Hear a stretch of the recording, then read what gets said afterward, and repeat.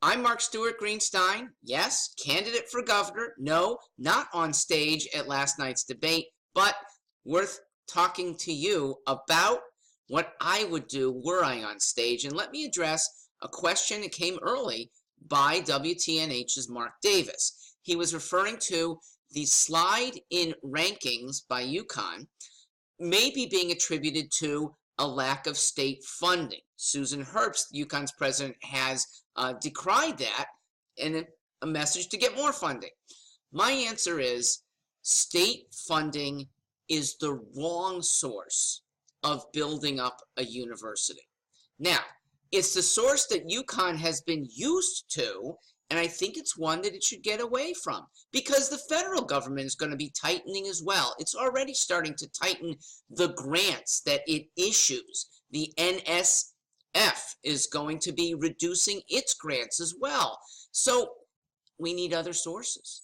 I do agree here that funding matters in rankings. That's different from my position on elementary schools, by the way. I don't think funding and quality of schools really matters. But yes, when universities are ranked in part because of spending, we need more funding. But it doesn't need to come from the state government. Funding can and should be primarily done privately. Don't rely on the state. Don't rely on the feds so much. Mark, at the other end of the New Haven to Springfield rail line sits another college, Amherst, small. Amherst has 1/10 of the enrollment as UConn.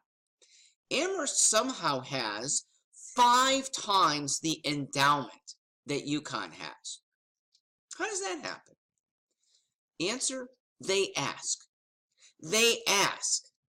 Money from donors, that's typically alums, comes in. And year after year, it builds up an endowment that allows low tuitions to be paid. The average actual paid tuition by somebody attending, yes, pricey Amherst, is not much more than that paid by UConn. Might even be less. I have to check the numbers on that. And it's because Amherst, with its big endowment and with its high price tag on wealthy people, can afford to have a very low price tag on not so well-off people. So they ensure that people who are able to get in can go. Almost nobody who goes to Amherst or gets into Amherst gets turned down for financial reasons. They are able to attend. I, like in any walk of life here, would like to see states emulate private. And here is just a perfect example. Little Amherst doing the funding so much more amply than big UConn. Mark, my college, a little further up the river, asked me for money every year. I pay a little. A few years, I pay a lot. It's the way that 40% of my classmates act. And that has allowed my college as well to sustain itself, have a big endowment, and not call on the feds or its state government for very much. I'd like to see that of UConn. I'll expand. The CSU system. It deserves to be attracting more people from out of state.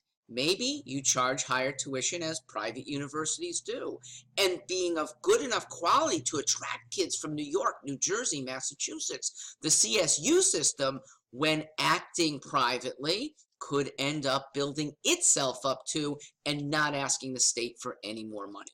Thank you for asking.